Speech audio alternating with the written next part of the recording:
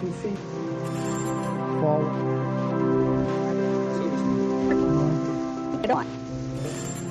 PC. Viewing. Forward. So to speak.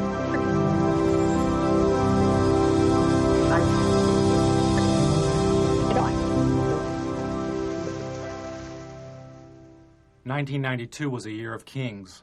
There was the LAPD beating of Rodney King, videotaped from an apartment balcony, and the hovering coverage of TV cameras and helicopters circling the city as the public rebelled. It was nearly 25 years after the assassination of Dr. Martin Luther King, and Bill Clinton, a child of the 60s, was campaigning to become commander-in-chief, a king among the contenders. Hold on just a minute. Here's Larry King. Hello?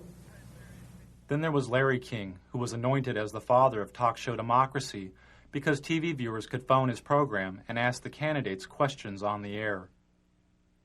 The viewer calls to King's show was seen as a seed of a future TV democracy in which citizens could vote for a candidate or pending legislation by picking up a special remote control and voting yes or no. Taking viewer calls on Larry King's show is TV evangelist Pat Robertson, whose organization, the Christian Coalition, seeks working control of the Republican Party by 1996. I'd like to ask Mr. Robertson two quick questions. One, what he thought about the Bush Quail commercials. Were they effective? Should they have had more family values on them? Also, how can you say you want a party of inclusion when you're so blatantly anti-gay? Behind the scenes and off the air, Robertson's media advisor tells Robertson how to turn around or spin the caller's question. You take the one sentence, turn it around, go to another issue. Remember, you're answering the questions. Okay. You can talk about anything you want to. Well, I am moved. I want a kinder and gentler nation. This Bush campaign phrase was written by spin doctor and speechwriter Peggy Noonan. Because America is so infused by media that we are all spinning in a way. We're embellishing our story. Embellishment is okay. There's what's not okay. Where does spin the begin? The disingenuous part, the calculating. This isn't the whole truth part.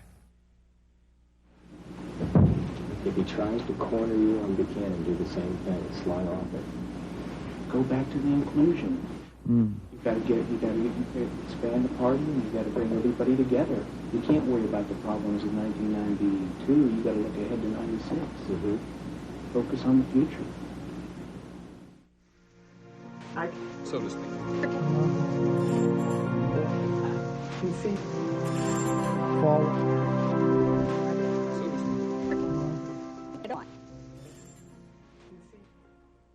Anyone with a home satellite TV system, like the ones you see in bars or in people's yards, could have picked up Robertson and his spin doctor chatting off-air. Dish owners are able to receive two types of TV. One is the regular TV programming you normally see on cable or the broadcast networks. Is that Helmstead still the next one? The other type of TV is the satellite feed, in this case the feed of George Bush and Larry King chatting during a commercial break. Kind of weird being seen around the world. Technology. It's amazing. I think Saddam Hussein is watching this very much.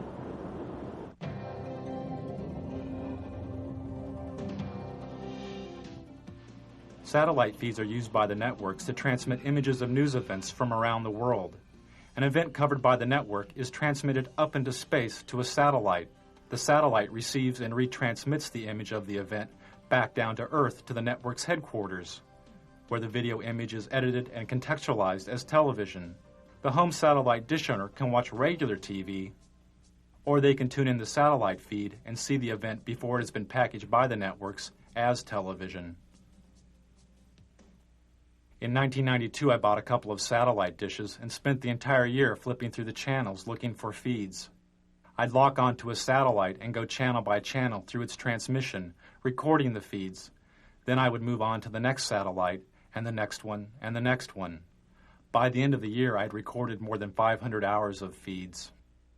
Don't put a lot of that garbage on it. What is this? Are we on the national Can we turn that off? I don't want to be on national television being just made up. We're just turning the camera away from him, so he can be made up. Some of the feed guests knew, and some didn't know, their images were being broadcast, unscrambled and visible, to over 3.5 million dish owners across North America.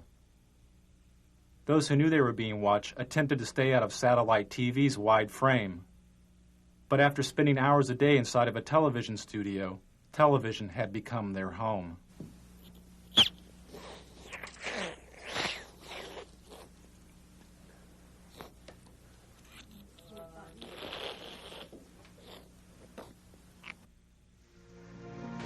So to speak. PC. Forward. So to speak. Get on. 1991 and 92 had been years of political extremes for George Bush. After the Gulf War in 1991, he had the highest approval rating of any president in modern history. But as the U.S. economy fell, so did Bush's ratings and his health. He and the First Lady Barbara Bush developed a thyroid condition known as Graves' disease. As Bush's ratings fell further, he decided to appear on Larry King's show. His appearance marked the first time a U.S. president had been on a call-in talk show in over 15 years. You feeling well, by the way? Yeah? Are you feeling well? Good, good. Lucky. Running still and played tennis yesterday. What is that disease you had? Crohn's? No, not Crohn's. Just thyroid. I don't know what it's got in it. What are they drug treated, right? Take a drug every single morning. Little blue thing, Synthroid or something. And it wasn't hard. It's what the thyroid does to make your heart fibrillate. It's been very good. Now, I took halcyon for a long time after my heart surgery. Are you often that? I don't know that it's bad, Larry. It's the best sleeping pill in the world, but not daily. No, oh no. Okay. Now it's gotten such a bad rap. Halcyon had gotten such a bad rap that its product license in Britain was provisionally withdrawn. Some users of the drug complained of amnesia, anxiety, delusions, and hostility. When Bush started the election year, he was taking a sedative during a visit to Japan when he fainted and threw up on the Japanese prime minister. For Bush, the image of the event could have been devastating. News stories of Jimmy Carter's fainting created a symbol of a failed president. It haunted Carter throughout his campaign and helped Ronald Reagan reach the White House. The first minute of Bush's fainting episode and the reaction of the frightened dinner guest was not released by the networks and is not seen here. Only this footage after the initial fainting was made public. Newsweek magazine published a story about the event with photographs from the censored Bush fainting episode, but the photographs obscured the view of the president's face. All traces of Bush's nauseating performance would be cleaned up by the White House television crew. Even this mantle photo of Bush's face next to a white baby's blanket may have looked too much like his face in Barbara's white napkin in Japan.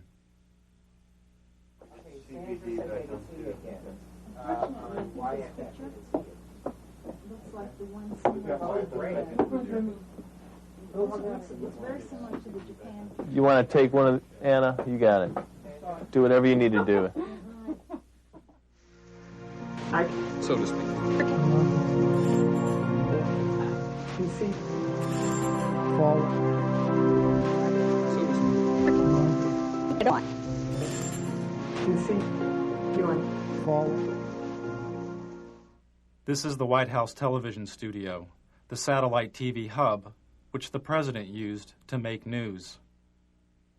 From the White House studio, Bush would go up on a satellite, give a 5-minute interview with a local news anchor, disconnect, hook up with another local news anchor, give an interview, disconnect, hook up with another one, and do this again and again and again.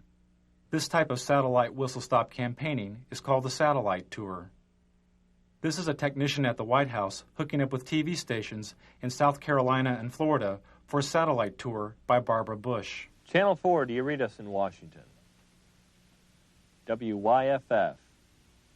Come in, come in. Remember that every single man, woman, and child in the state of South Carolina awakens to a freer, safer world because of George Bush. WIS, do you hear us in Washington? I would remind people that every single morning we all awaken to a safer, freer world because of George Bush. WCBD, do you hear us in Washington? And Nicole, I would remind you and the people of Florence that all of us awaken every single day to a freer, safer world because of George Bush. WCSC, do you read us in Washington? They themselves awaken every single day to a freer, safer world because of George Bush. Campaigning via the satellite tour allowed the candidates to cover long distances. But there was another major benefit. They could bypass the national TV networks. There was no need to feed through the TV network center and on to the local stations. The campaign was now the center and its own television network. This is great. I love these.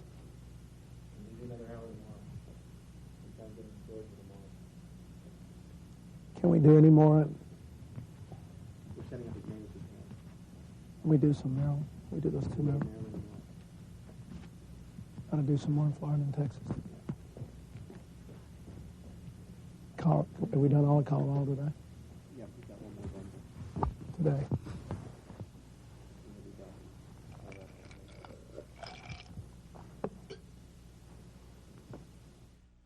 Another way the candidates made news was by creating their own TV news stories called the video news release. The video news release was given free of charge to local TV stations. Sent via satellite by the candidate, the video news release consisted of a campaign-produced TV news segment, complete with intro text for the local TV anchor to read, and a news story edited by the campaign. I feel I have the experience and leadership to take America in new directions. One new direction, Job Training 2000. Mr. Bush's plan to retrain blue-collar workers and the unemployed for new job opportunities. The country's 11 largest business organizations endorsed. Nearly all the major candidates placed a video news release on local television, and nearly half the local TV stations which aired the releases didn't report that they had been produced by the candidate. For instance, this story's reporter, Michael Caputo, wouldn't be identified as working for the Bush campaign. Primaries March 17th. In Washington, this is Michael Caputo reporting. The campaigns had to pay out of their own pockets to produce the satellite media tours and video news releases. But their best and cheapest way of making news was through the TV talk shows. And the candidate's talk show of choice was CNN's Larry King Live, which made the front page of the New York Times 57 times during the election year. Before Al Gore was famous, Tammy, on his book tour, he drove over to Mutual Network all by himself, came up in that great Crystal City elevator. I still remember the day I became famous. Yeah. When your column in USA Today came out. On that thing, on that book. I always remember the card you sent me. For the networks, making news meant making profits, as the candidates made nearly 100 talk show appearances. Tell Bill if he'd do that thing in New York, it'd be terrific. He's so good at this. Clinton. Yeah. One of the problems with staying on a bus too long is the two of you guys are so good on media. Towards the end of the election, candidate appearances increased TV talk show ratings an average of 40%. You know what you ought to do? You ought to come out on the bus trip with us one day. We could do a joint interview from the bus. Larry King said the campaign ratings bonanza turned the election into a TV miniseries like Roots or The Thornbirds. We're out of time. You can invite us on the bus. Okay. We have plumb run out of time. Thanks for coming, Al. I'd like to invite you to come on the bus with us. 1992 was probably an historic first, as a major network's advertising revenues from its political coverage made more money than it cost to report the campaign. For CNN, the election was a watershed, as the network received its highest ratings since the Gulf War.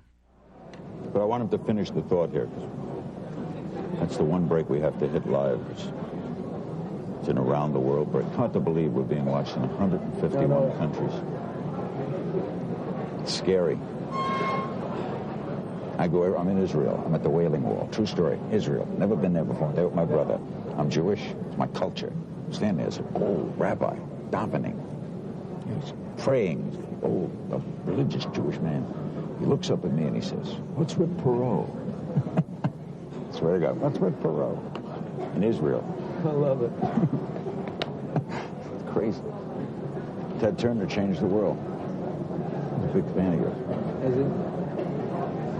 He would serve you if you have to. You know what I mean? I'm really surprised. He's ready. What's he got left in life to gain? After you're elected, think about it. No dope. That's for sure. Great guy to work for, too.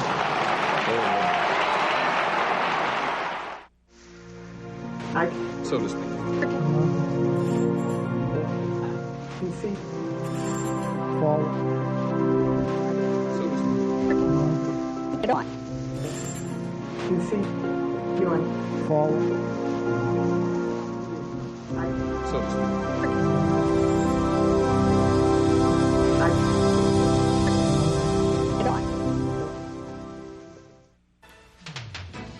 Amid continuing allegations of tabloid reports pointing to extramarital affairs, Arkansas Governor Bill Clinton is this noon campaigning across the South. Hello, Mike. Everybody in America who's had problems in their marriage, who either wound up divorced or who got back together, votes for me. I'm a shoo-in. Can you hear me? I figure if everybody in Maryland who's ever had trouble in their marriage and they're still together, or who's ever been divorced votes for me, I'm a shoo-in. Hello? And you know, if every American couple who's either been divorced or had problems and stayed married votes for me, I'm a shoo-in for re-election. I think the American people are smarter than the pundits. Before Clinton was shooed into office, he had to compete against a host of other Democratic candidates. The media focused on 4 of these candidates, but Larry Agron was a 5th candidate the press did not report on. There's no makeup here? During the 1992 U.S. Conference of Mayors, the New York Times reported that, quote, dozens of mayors seem to agree on one thing. The single candidate who truly understands urban needs is Larry Agron, unquote. They promised to bring this stuff over. None of the networks mentioned Agron's presence at the convention. How about if I run over that Super Saver? One of Agron's staff had to run over to the Super Saver and buy some makeup because the network had broken its promise to provide it. This was typical of the media's treatment of Agron. When he appeared at this Democratic candidates forum, this Associated Press photo simply cropped Agron out of the frame. During the New Hampshire primary, the TV news reported the polling numbers of the top 5 Democratic candidates: Brown, Clinton, Harkin, Kerry, and Tsongas. When Agron moved into a 3-way tie with Harkin and Brown with 2% of the vote, most of the TV news didn't mention Agron. The day Bill Clinton captured what may have been the most valuable airtime of the entire election, as he spoke to 50 million viewers about his alleged affair, was the same day that a poll showed Agron's support at 4%. He had passed Brown and was the 5th leading candidate. When ABC's Sunday Evening News reported this poll, they simply deleted Agron entirely by not reporting his candidacy. During the New Hampshire primary, Agron's only live commercial TV appearance was through this satellite feed to ABC's Nightline. But the Nightline program wasn't directly about the election. When Agron complained to news executives about his lack of coverage, he was told he had not earned the right to media exposure because he had not received enough media exposure. And on stage, the 5 major contenders for the Democratic presidential nomination. Although Agron was on the ballot in nearly half the country, he was barred from most televised debates, including this one sponsored by the League of Women Voters. He couldn't meet one of the League's main criteria, which was, quote, recognition by the national media as a candidate meriting media attention, unquote. Good evening and welcome to the Democratic presidential candidates debate on urban America. Agron wanted to debate on urban America, calling for a 50% cut in defense spending and the reinvestment of some of that money into America's decaying cities. We are going to be coming to you, live from Lehman College, and you'll hear a bit of a disturbance in the background, but we'll go on with that in any case. The disturbance is Larry Agron asking to be included in the debate so that he can explain his plans for defense cuts and urban revitalization. Bronx Borough President Ferdinand Ferrer, and Mr. President, I suggest you wait for just a moment till the man is quieted or chooses to quiet down. All right. Agron was quickly arrested. His court date fell on the first day of the Democratic National Convention. During this campaign, but very little said about the problems facing America's cities. Tonight, we'll change all that. Without media exposure and the debates, Agron couldn't quickly receive federal campaign funds, and his candidacy lost momentum. You look all right on camera. What's that? You look all right. There's no hot spots. Really? Okay. Well, you just got a mustache that shows through here. Okay, why don't you go get some stuff, Mike? Oh, yeah. There we go. Campaign funds. The Democratic Party refused to include Agron in the debates or speak to the networks on his behalf. Agron talked about his exclusion, saying, "I've challenged my own party for its continuing complicity in Cold War thinking, Cold War rhetoric, and Cold War budgets." To restore order right now, there are 3,000 National Guardsmen on duty in the city of Los Angeles. Another 2,200 stand ready to provide immediate support. So to speak.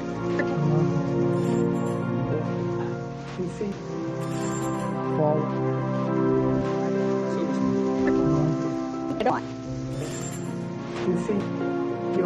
Forward.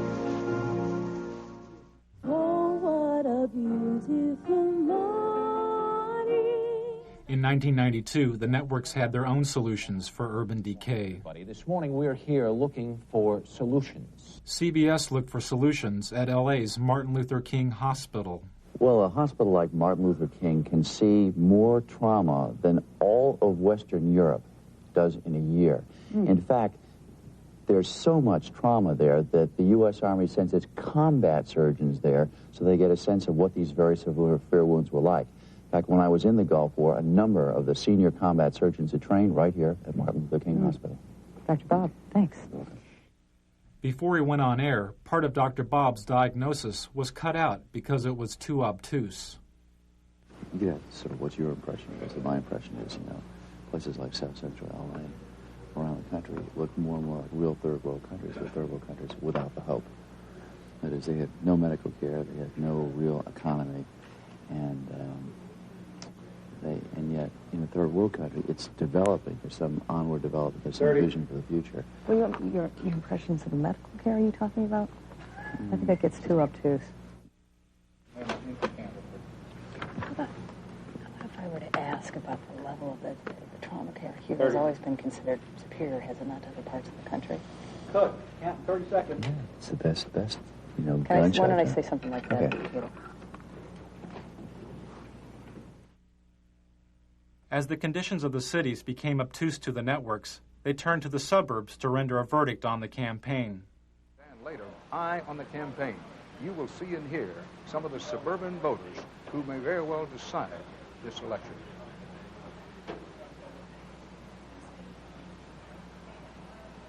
Back now live from St. Louis. There is news far beyond this city tonight. In, what is this? In Hawaii. In Haiti. Oh, well, they all look alike. In Haiti, a huge explosion leveled a three-story building in downtown Port-au-Prince. At least 15 Haitians were killed. Take a look at the roads leading into and out of Los Angeles. Lately, you see more taillights than headlights. A lot of people leaving this town for good. Where are they going? Anywhere else. Why?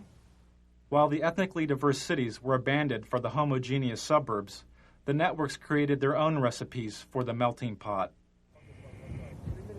Make a note. Give it to Kathy, who may be the best at this.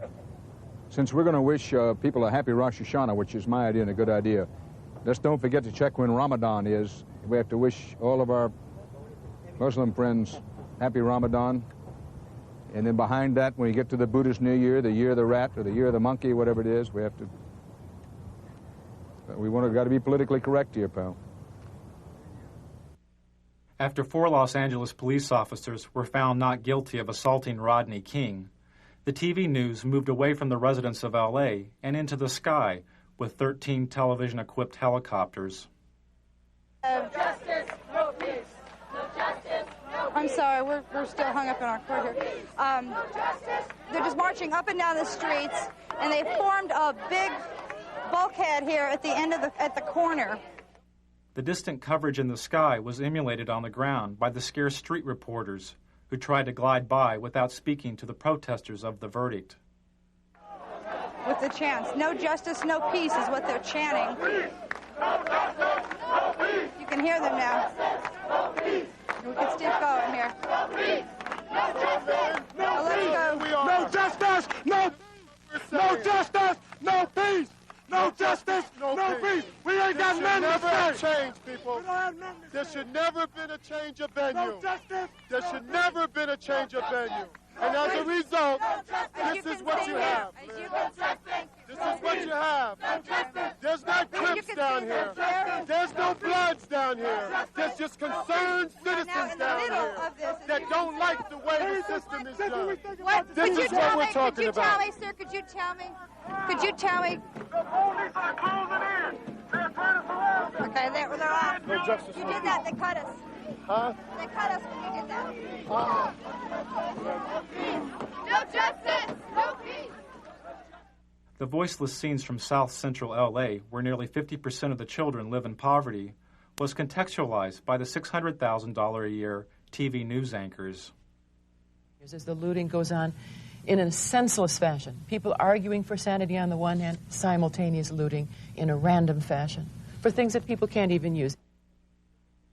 25 years ago, the media's coverage of the riots in the Watts area of Los Angeles was called racially divisive by the federally empowered Kerner Commission. The commission was formed in order to find the root causes of the urban violence of the late 1960s.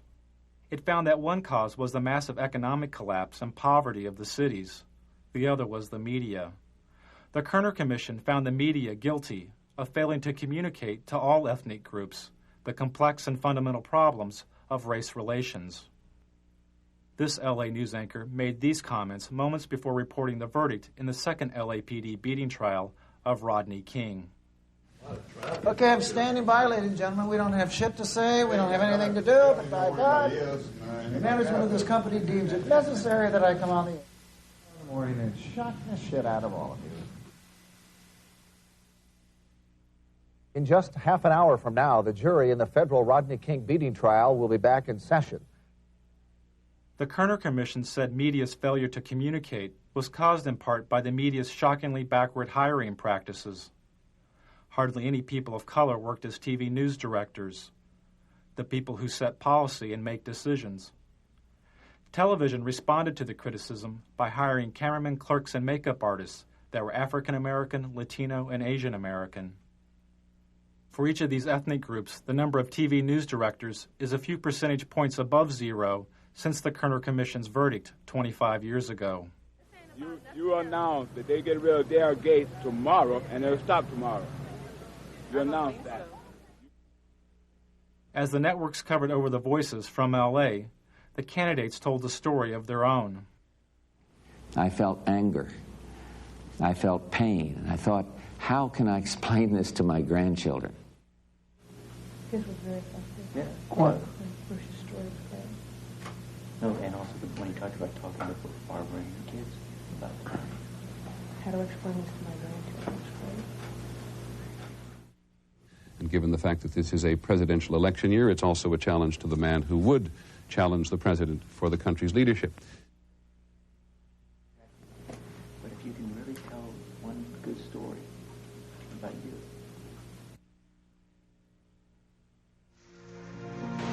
So to speak.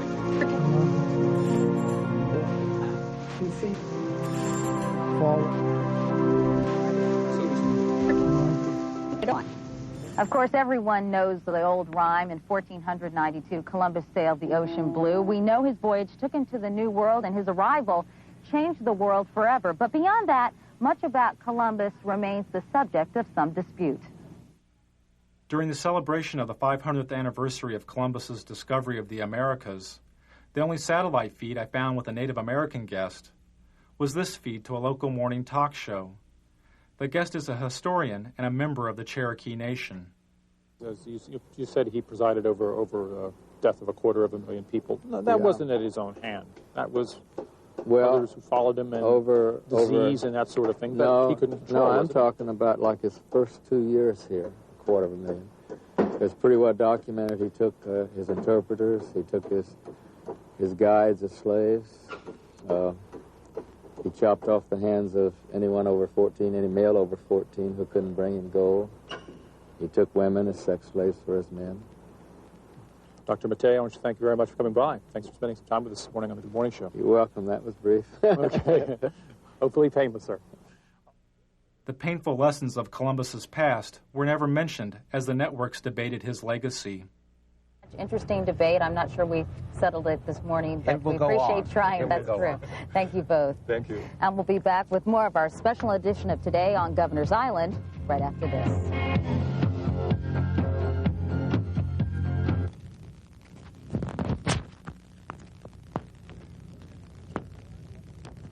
What did he say that made any sense? Anything? They just, think that he ruined the paradise and had no respect for nature and treated the Indians like dog do and... What the hell does he know? 1 minute.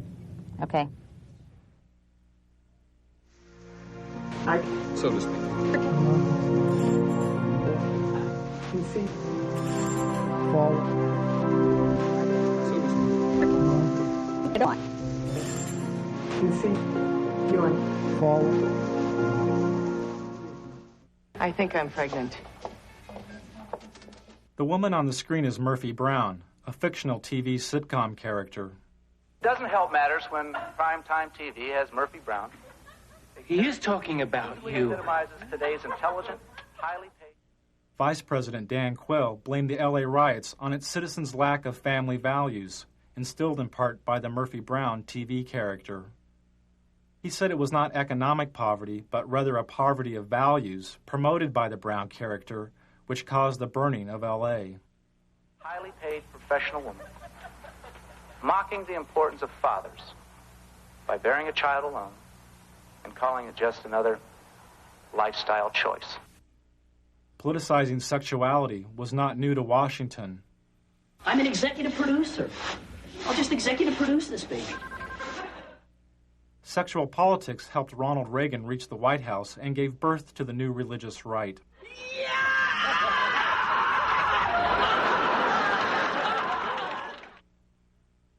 After the Republicans lost the presidency to Jimmy Carter, some conservatives theorized if the Republican Party would oppose abortion, they could split the strong Catholic voting bloc of the Democrats and elect a Reagan and Bush ticket to the White House. As a senator, George Bush was against outlawing abortion. But as Reagan's vice presidential running mate, Bush changed his position and supported a ban on abortion. Well, you haven't given us any specificity about where you stand on it, Senator. In the past, particularly in the House of Representatives, you voted against federal funding for abortions, and that meant for poor women. In some circumstances. Well, tell us the circumstances, please. All right. The circumstances debated have involved rape and incest and life, where the life of the mother is in jeopardy. As a congressman, Al Gore voted against using federal funds for abortion. But as a vice presidential candidate, he changed his position and supported using federal funds for abortion as part of the Clinton health care plan. That's what freedom is all about. That's what tolerance is all about. That's what our country stands for. Well, I'm still confused. I'll try one more time. When you voted against federal funding for abortions, except under the three circumstances you outlined, had your vote carried the day, you would have imposed your belief on poor women in this country. There was no and there is no national health insurance program today. We do not have the kind of comprehensive coverage. After the abortion questions, Gore's media advisor tells him how to turn around or spin the A question. But don't be afraid to turn the question. If they ask about A, say, listen, Sam, I want to talk about, you want to find out. I want to talk today about, and then you'll actually go Okay. Okay. And the president of the Christian Broadcasting Network, Mr. Pat Robertson.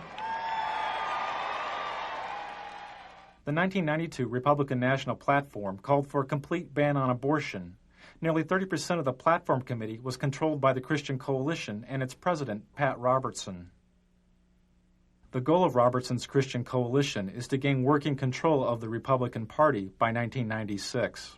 I have 2 television networks. I have 3 radio news networks. I'm starting Standard News. I have 50 reporters right now working for me that are very fine.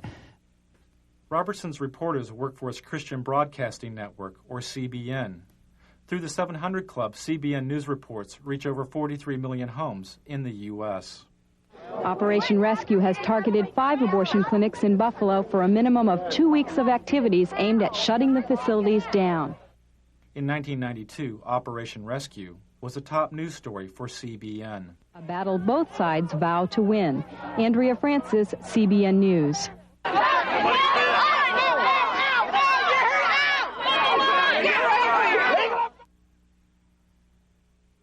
On the first day of the Republican National Convention, Operation Rescue broke through this line of clinic defenders and blockaded an abortion clinic near the convention site.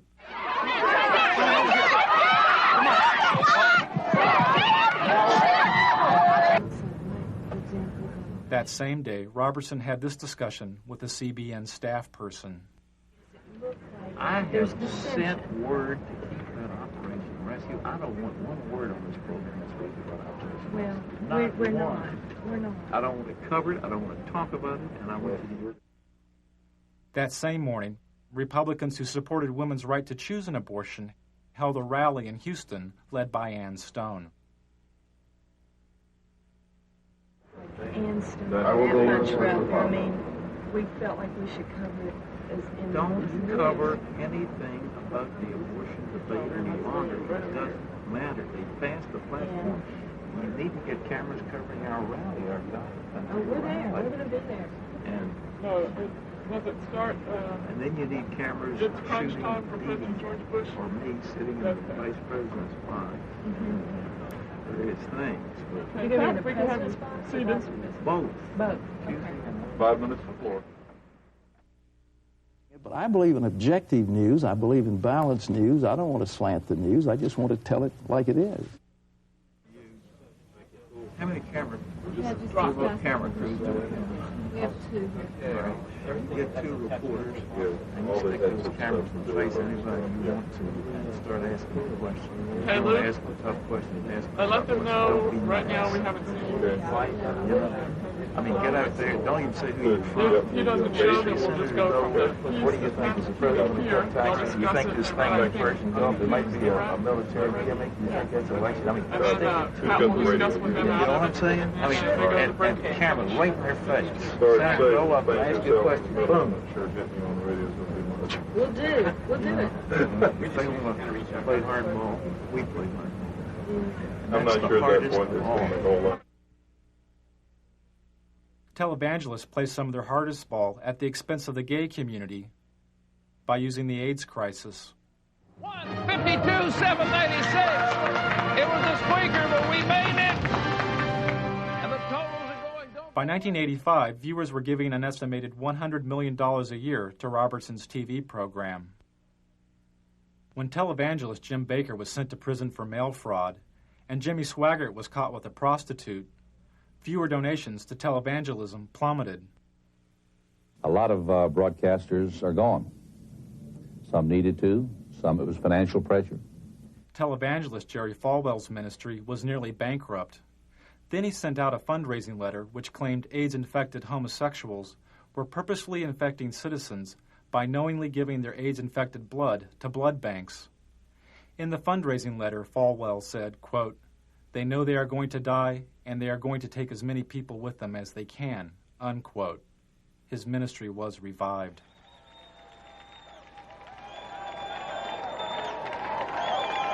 "75 years ago, a plague descended upon the world and covered the nations of Eastern Europe like a dark cloud. But ladies and gentlemen, a more benign but equally insidious plague has fastened itself upon the families of America." At the Republican National Convention, Robertson characterized communism and government bureaucracies as plagues, a thinly veiled reference to the AIDS crisis.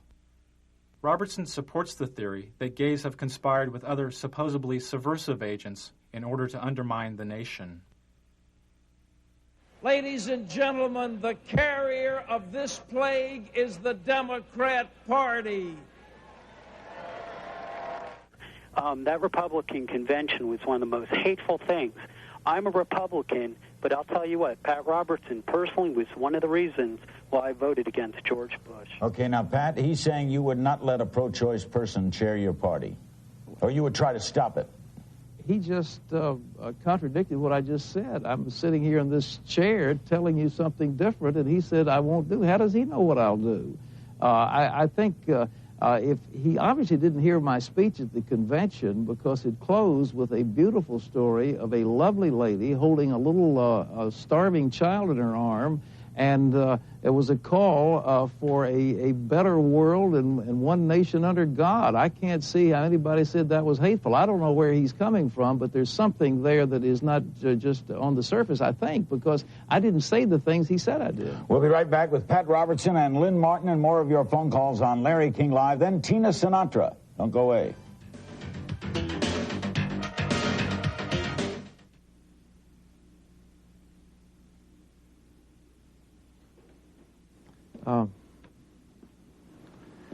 That guy was on football. Yeah, sure alive. Eating the gravel.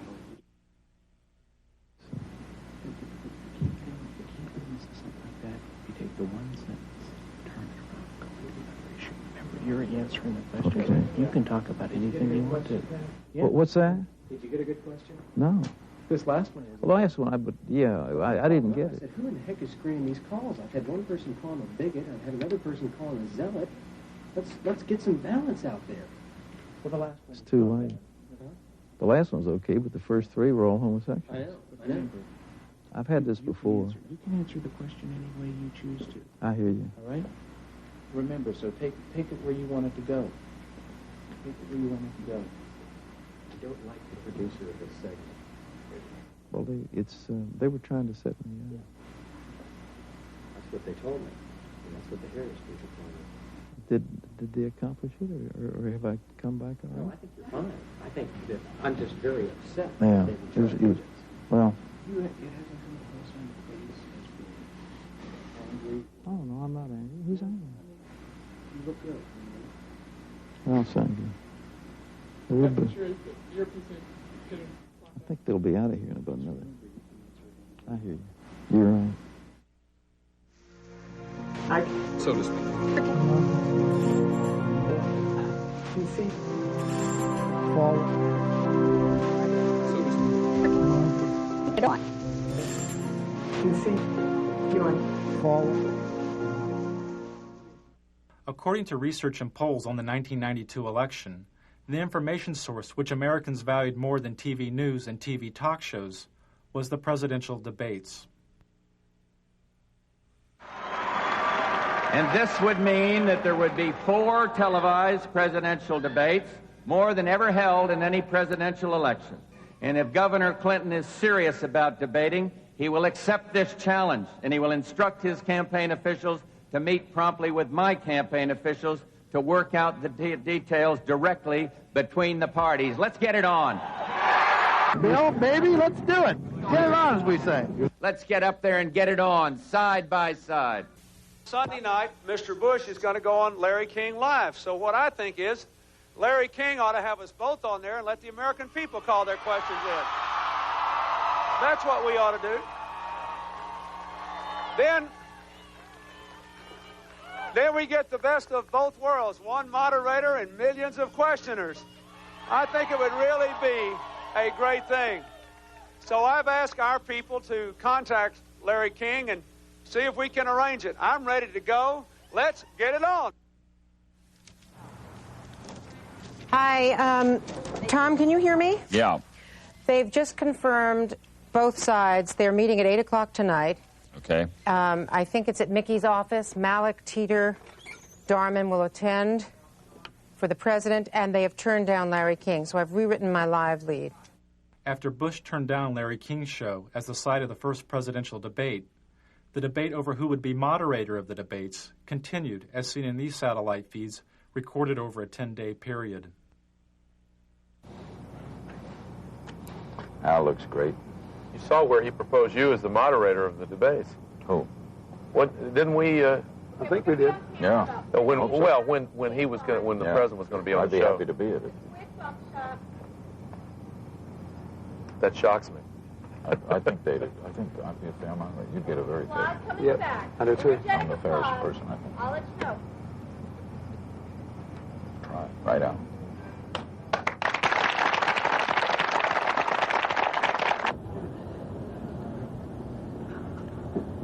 You're doing great. I will tell you. I'll be the first to tell you. Did they pick the journalists today for St. Louis? Mm-hmm. Did they pick the reporters? Not yet. Mm-hmm. Okay. Thanks. And I still think, you know, there's a lot of narrative there. Who's on Sunday night? Do we know yet? No, the moderator. I don't think so. We know yet. No, it hadn't been chosen. But you have input. They have input. Pro has input. That's correct. Well, right up my alley. That stuff's right up my alley. No one would get it in the edge. What's that? To be fair.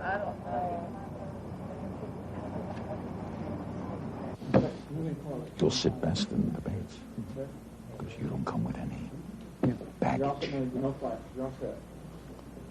You could elevate it.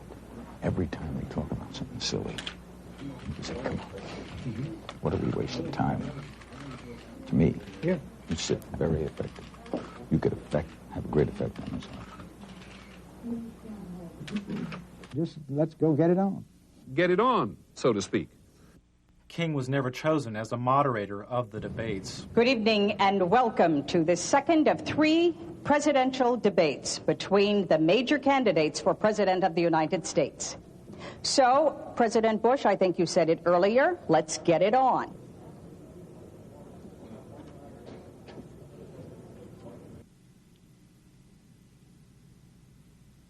Good morning. The latest presidential polls show President Bush is closing in on Bill Clinton in the final week before the election. One poll shows the two candidates are almost even. A CNN USA Today poll shows Clinton and Bush virtually deadlocked. 4 days before the election, George Bush made his final appearance as president on Larry King's show. What a night, what a finish. What a year for me. Huh? A year for me has been unbelievable. Changed the world. It's different. CNN poll today? Mm-hmm.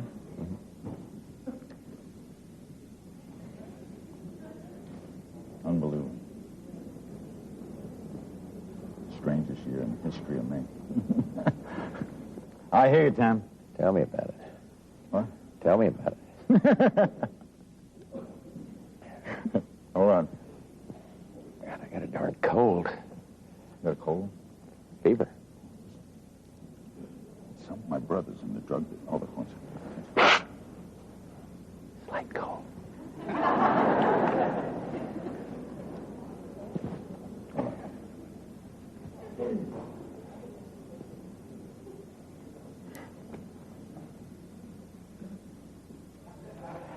Thanks, Patrick. Right ahead, a historic evening. 90-minute special, Larry King Live, with the President of the United States and your phone calls. It's next from Racine, Wisconsin. Don't go away.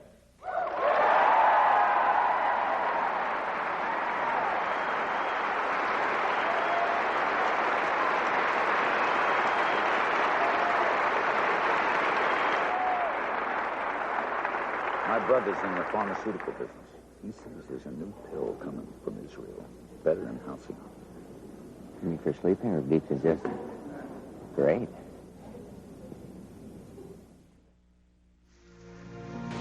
So to speak. PC. Forward. So to speak. Get on. PC. Doing. Forward.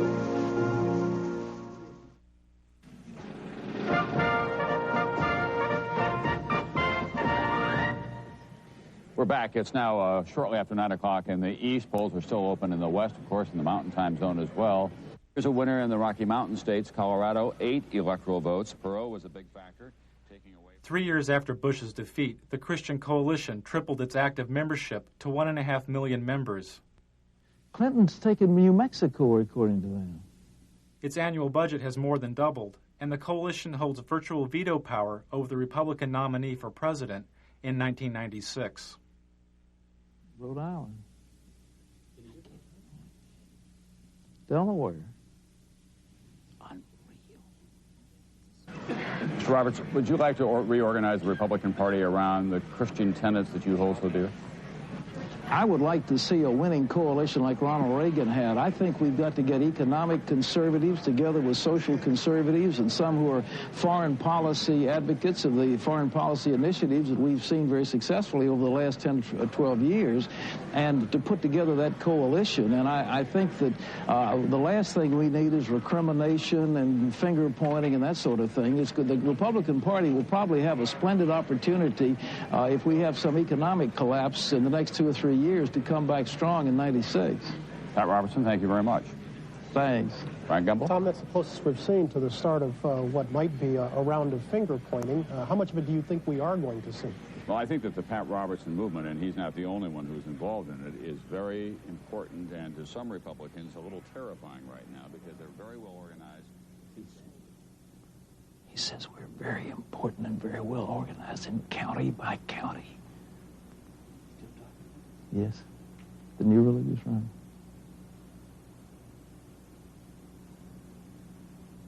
They'll organize out of sight of the conventional machinery and then go out and win.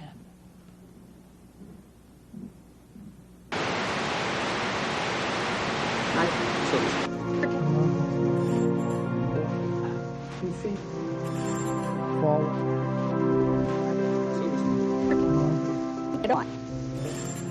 You see, going forward.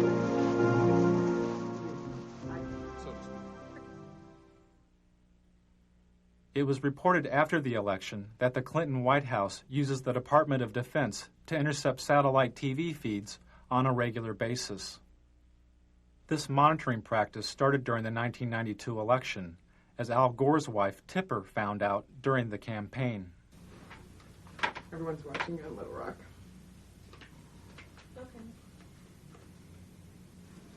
They're watching these satellite feeds? Oh, yeah, we can, you know, that we pull it whenever any of you all do a satellite tour, they pull it down on Little Rock on all the monitors and the whole headquarters. Just the actual interviews, not this part. The Clinton campaign also intercepted the satellite feeds of the TV network news. Clinton strategists would watch the network's satellite feed of a network news story about Clinton. This would give the strategists the ability to respond to the story before it ever aired on regular network television. Clearly this goal is almost within reach. Clinton's trying to lift his sights beyond the attack politics. 4 years. Feeling that his goal is almost within reach, Clinton is now trying to lift his sights beyond the attack politics of the campaign. Clinton also monitored the satellite feeds of his opponents. According to the American Journalism Review, the Clinton campaign intercepted the satellite feed of a Bush commercial 36 hours before the commercial aired on network television. But here's what Clinton economics could mean to you. $1,088 more in taxes. $2,072 more in taxes. By intercepting the feed, Clinton strategists had the ability to respond to Bush's ad before the ad had ever aired. 4 years ago, he asked you to believe him. Read my lips. Now he's asking you to believe his attacks against Bill Clinton. I need to get the big banner on the PVC. I need to use it as a tool to flush out the Bush quail sign, say abortion, right in the corner there. Do you copy it? This is a satellite feed of a Clinton rally. The person you just heard speaking was probably one of Clinton's security team standing near an open microphone on the stage. The instructions he was giving may have come from Clinton's staff in Little Rock, which regularly monitored the feeds of Clinton's rallies. Don't point. I know. There's somebody who ripped that Dodger sign in half with a pencil. Somebody's going to go got an error that you copy? They're going to get a misplay to it. That abortion date's going to kill us too. We can't block everything. Little Rock would watch the satellite feed of the Clinton camera slowly panning the audience like a surveillance camera. If they saw a protester at the public event, Little Rock could call the rally site to alert security. But whenever we do a live satellite feed of like a big rally or something, there was a really very interesting instance. The Buffalo rally, there were some protesters. And Little Rock saw it where the advance people couldn't because they were backstage. So the desk, Dwight and those guys called the advance people on the cell and said, no, walk 10 feet to the left. There's a sign in the camera shot there. Edge that guy over. I mean, so it's like Little Rock directed Buffalo and watched it dismantle on television. They watched the dismantling of a problem. Right. And they, you know, where the advanced person is in a sea of 2,000 people, Little Rock was able to say, move to, I can see you on TV. Now go 2 people over to your left. It was really very fascinating. High tech. Yeah, that's good. So that's why when they said there are shadows in your face, that was Little Rock calling, saying shadows on your face. Oh. Yeah. See, everybody watches